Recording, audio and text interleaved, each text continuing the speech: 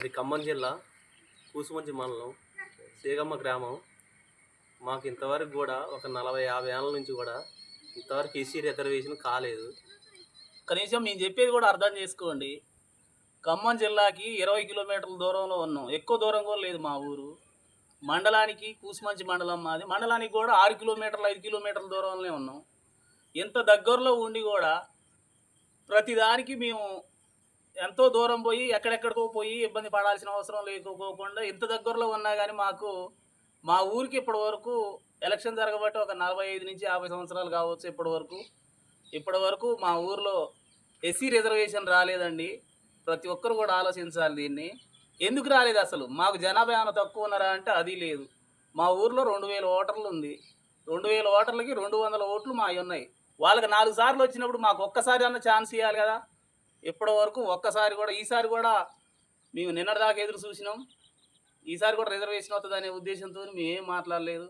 కానీ ఈసారి కూడా మమ్మల్ని జిల్లా అధికారులు కానీ, మండలంలో ఉన్నటువంటి ఎండిఓ గారు కానీ వీళ్ళు కూడా ఎవరు మమ్మల్ని మా ఊరు గురించి ఉత్తగానే ఈ ఊరితో అవసరమే లేదు అని అన్నట్టుగా తీసి పక్కకు నెట్టినట్టుగానే చేశారు.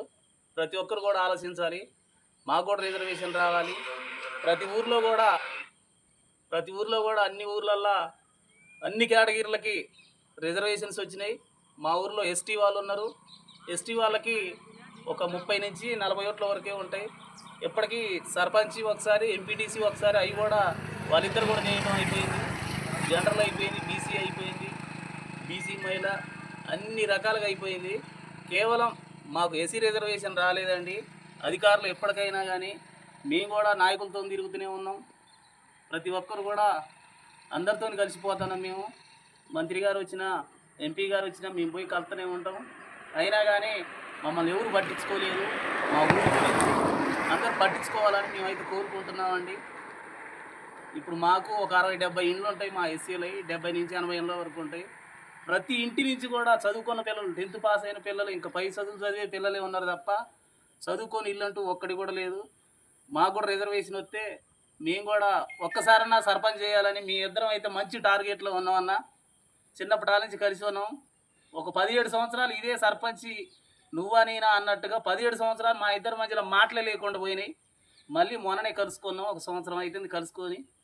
రిజర్వేషన్ ఎప్పటికైనా ఒకసారి వచ్చి మేము ఇద్దరం చేసినా చేయకపోయినా వేరే వాళ్ళు చేసినా కానీ మా ఊరికి ఒకసారి చేగమ్మ ఎస్సీ రిజర్వేషన్ వచ్చిందనే ఒక బిరుదు అనేది బిరుదులాగానే మేము భావిస్తున్నాం. ప్రతి ఒక్కరు కూడా ఆలోచించాలని కోరుకుంటున్నాం. ఏ సంగతి బాగేనా? బాగా ఏం చేయాలి? మాకు ఇంత ఇన్ని ఏళ్ళు వచ్చినాయి, 60-70 ఏళ్ళు వచ్చినాయి. మాకు రిజర్వేషన్ అయితే మా మాదిగలు పట్టించుకునే దిక్కు లేదా? ఏం చేయాలి మరి? రిజర్వేషన్ రాలేదా ఇప్పటి వరకు? రాలేదు స్వామి. ఎన్ని సంవత్సరాలు ఉంటాయి నీకు? నాకు 65-70 దాకా ఉంటాయి. అప్పటి నుంచి ఇప్పటి వరకు రాలేదు అసలు? రిజర్వేషన్ లేదు, మమ్మల్ని కాని కూడా లేడు ఒక్కసారి కూడా. ఎస్సీ రిజర్వేషన్ మాకు రాలేదా? సర్లే రావాలని కోరుకుంటున్నాను. కోరుకుంటున్నాను స్వామి. ఇంత బాగుండి మాకుంది. అదే ఓకే. నిన్న ప్రకటించినటువంటి స్థానిక సంస్థల రిజర్వేషన్లు కొంత నిరుత్సాహకరంగా కొంతమందికి ఉన్నాయి, మరికొంతమందికి ఆశాజనకంగా ఉన్నాయి. మరి ముఖ్యంగా మా గ్రామానికి వచ్చినట్లయితే, గ్రామం ఏర్పడినటువంటి గ్రామ పంచాయతీ వ్యవస్థ ఏర్పడినప్పటి నుండి నేటి వరకు అన్ని రకాల వర్గాల వారికి రిజర్వేషన్స్ వచ్చినాయి.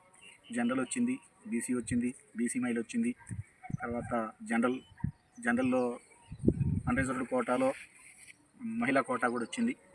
కానీ మా గ్రామంలో ఒక రకంగా సింహభాగంలో ఉన్నటువంటి ఎస్సీ వర్గానికి మాత్రం ఈ రోజు వరకు రిజర్వేషన్లు రాలేదు. కావున కొంత నిరుత్సాహకరమైనటువంటి విషయంగా భావిస్తున్నాం మా గ్రామస్తులందరం కూడా. ఈ దశలో అన్ని రకాల వారికి క్రితంలో వచ్చినాయి కాబట్టి ఈ దఫా ఎస్సీ వర్గానికి, ఎస్సీ కమ్యూనిటీకి వచ్చినట్టయితే మాకు చాలా ఆశాజనకంగా ఉండేది, సంతోషకరంగా ఉండేది. కానీ దానికి భిన్నంగా జనరల్ వచ్చింది. జనరల్లో వచ్చినప్పటికీ కూడా మా గ్రామంలో క్రితంలో ఉన్నటువంటి రిజర్వేషన్ ప్రక్రియ మొత్తం పరిశీలించినట్లయితే జనరల్ కంటే కూడా, బీసీల కంటే కూడా ఈ జనరల్ వచ్చింది, బీసీలకు వచ్చింది కాబట్టి ఎస్సీలకు వస్తే కొంచెం బాగుండేది. కొంచెం ఉంది, ఆల్మోస్ట్ అన్ని రకాలుగా ఇప్పుడు గ్రామ పంచాయతీ వ్యవస్థ ఏర్పడినప్పటి నుండి నేటి వరకు వచ్చినటువంటి రిజర్వేషన్ వ్యవస్థ ఎప్పటి నుంచి అయితే వచ్చిందో ఆ రోజు నుంచి బీసీలకు కానీ, తర్వాత జనరల్కి కానీ వచ్చింది. ఈ రోజు వరకు కూడా రిజర్వేషన్ వ్యవస్థ ఏర్పడిన రోజు నుండి ఇప్పటి వరకు ఎస్సీలకు రాలేదు కాబట్టి వస్తే బాగుండేది అనేది నా యొక్క అభిప్రాయం. ఓకే అండి, మీరు చెప్పండి సైదుల్ గారు. నాకు ఏం చెప్పండి, చెప్పండి మీకు తెలిసింది. నేను నాకు ఓటు వచ్చిన కాడి నుంచి కూడా ఈ గ్రామంలో ఓట్లు పెట్టిన కాడి నుంచి ఎప్పటి నుంచి కూడా ఎస్సీకి రాలేదు. ఇదే ముచ్చాడంలో రెండోసారి కూడా ఇచ్చారు.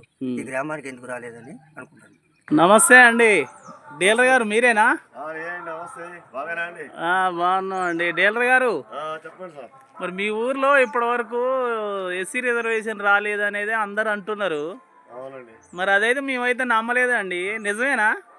ఇంతవరకు అయితే ఎస్సీ సర్పంచ్ కాకుండా చూడలేదు. ఎస్టీ అయ్యారు, బీసీ అయ్యారు, ఓసీ అయ్యారు, అన్ని కులాల నుంచి అయ్యారులే కానీ ఒక ఎస్సీ కులం నుంచి రిజర్వేషన్ రాలేదు.